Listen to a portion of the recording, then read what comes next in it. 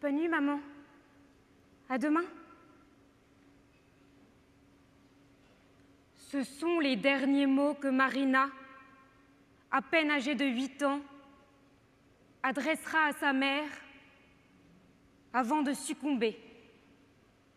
Dans la nuit du 6 août 2009, seule, au sous-sol de la maison familiale.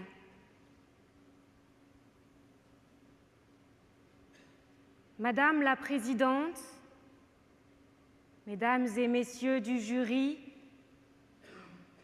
Mesdames, Messieurs, Marina est l'aînée d'une fratrie de 4 enfants.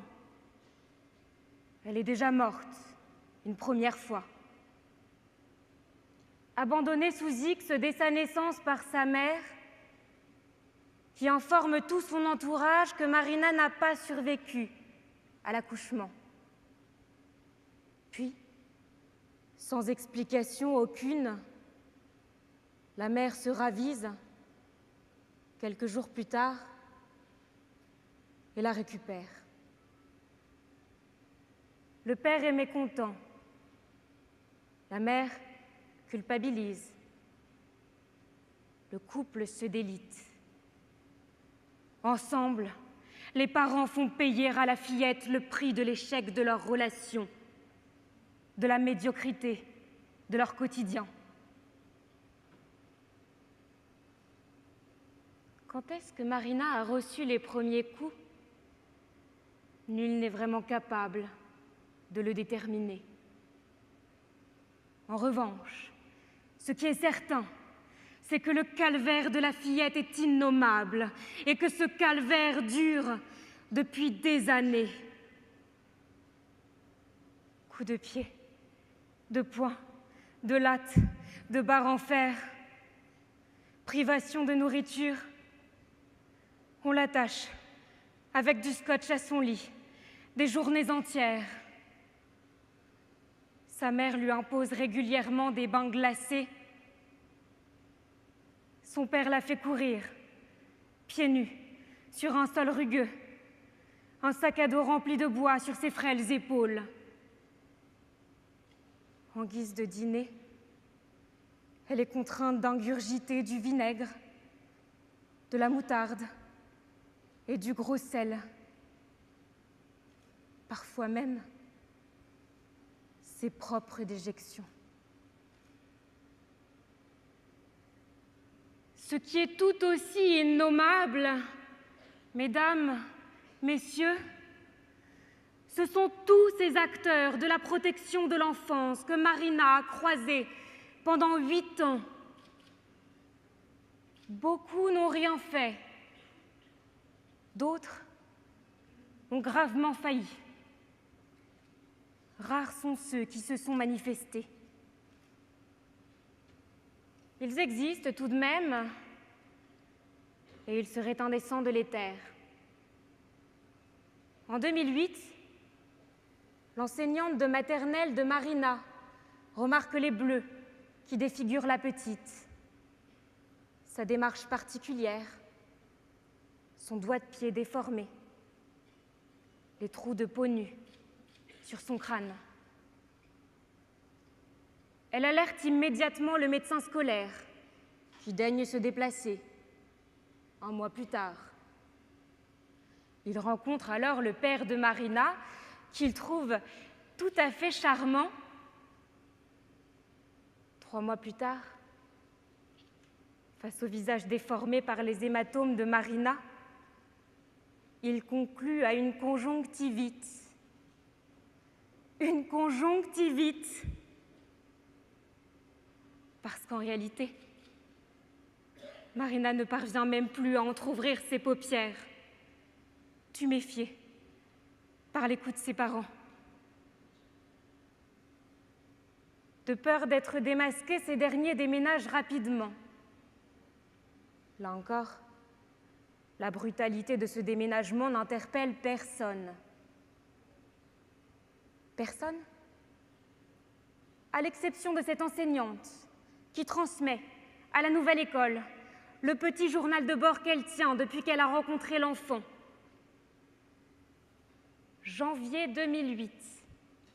Premier signalement au parquet, à la protection de l'enfance. Février 2008. Second déménagement des parents. Seconde alerte aux services sociaux. Mars 2008. Nouvelle inspection d'académie par un troisième directeur d'école. Juin 2008. Marina est enfin convoquée par 2 gendarmes qui notent la présence de blessures sur le dos, le ventre, les bras et la bouche. Fin de la procédure. Malgré les cicatrices recouvrant le corps de l'enfant, le parquet procède à un classement sans suite. Un an plus tard, les services de l'aide sociale à l'enfance envisagent tranquillement de rendre une seconde visite à l'enfant. Seulement, Marina est déjà morte depuis plusieurs jours. Son petit corps sans vie, massacré par les coups, les actes de torture infligés par ses parents, gît au sous-sol de la maison familiale.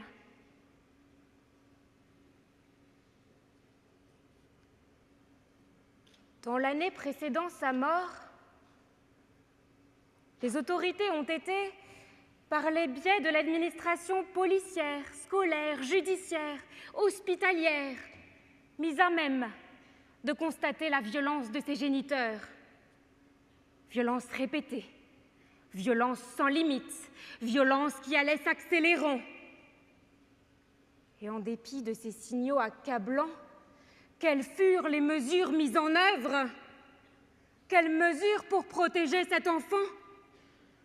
Pour prévenir ce drame qui aurait pu être évité? Aucune. Aucun suivi, aucun accompagnement, aucune enquête sérieuse ne fut diligentée. Omission, inaction, abstention, nouvelle devise de notre République. Manque de moyens, de volonté. Qu'importe, désormais, l'État a une nouvelle mort sur les bras. Un cadavre de fillette sur la conscience publique. Une enfant abattue minutieusement, terrassée par une violence que personne n'avait voulu voir.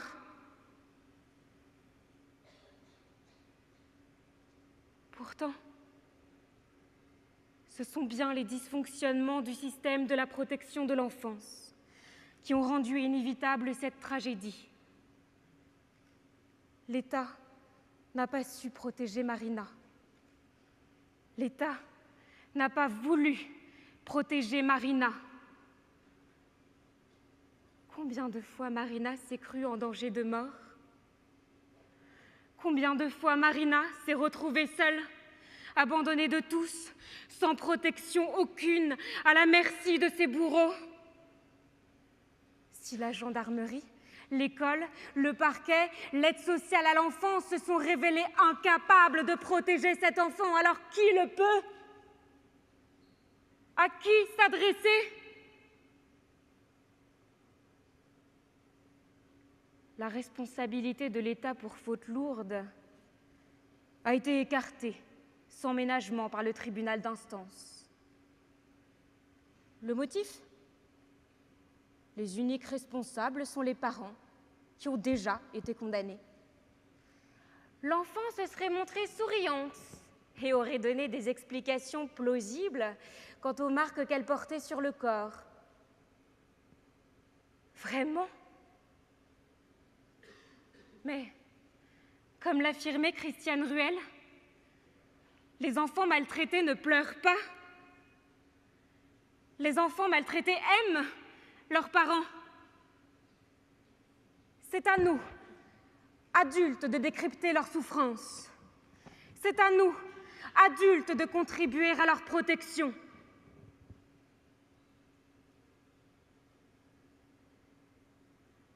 Le rapport rendu par la défenseure des enfants à la suite de cette affaire, souligner expressément la faillite générale de la politique publique de protection de l'enfance. Comment expliquer que les nombreux indices relevés ont échappé à une qualification juridique qui aurait permis la mise en place de mesures de protection?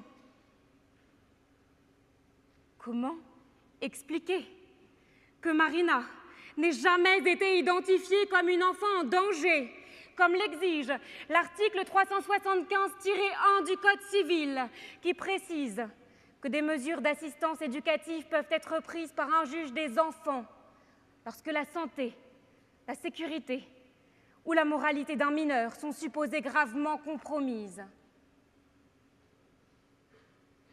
Or, la possibilité de saisir un juge des enfants, indépendamment de tout simulacre d'enquête pénale, n'a jamais été envisagée.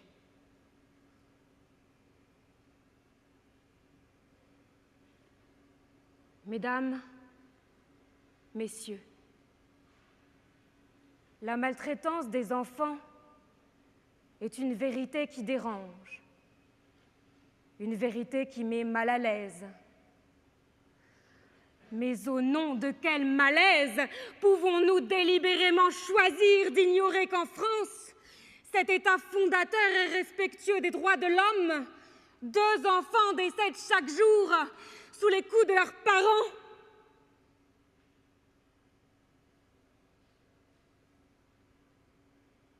Je dénonce l'absurdité du jugement du tribunal d'instance qui dédouane un État violeur des droits de l'enfant et protège la défaillance manifeste de l'institution tout entière.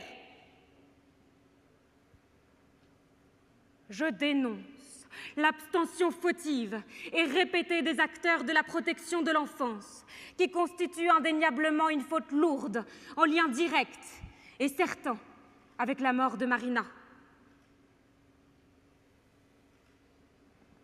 Je rappelle la loi du 5 mars 2007 qui se targue de développer la prévention en matière de protection de l'enfance et de renforcer les dispositifs d'alerte et d'évaluation des risques de danger de l'enfant.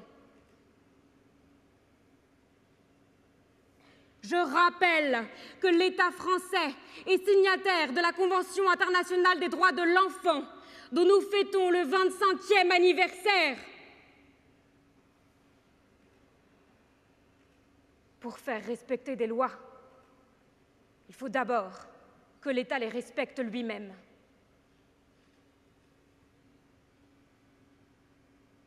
Un pourvoi en cassation a été formé récemment par des associations de protection de l'enfance. Pourvoi rejeté froidement par la Cour de cassation le 8 octobre 2014, se refusant de nouveau à reconnaître la responsabilité de l'État. Combien d'années faudra-t-il encore pour inscrire dans le marbre la responsabilité de l'État face à ce drame? Combien de Marina faudra-t-il encore pour que l'État se décide enfin à reconnaître effectivement le fléau de la maltraitance infantile?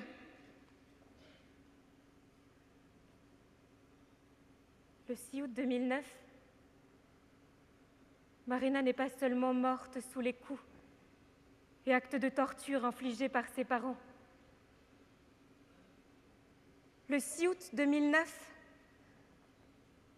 elle est aussi morte de la négligence, de la défaillance, du manque de clairvoyance des acteurs de la protection de l'enfance.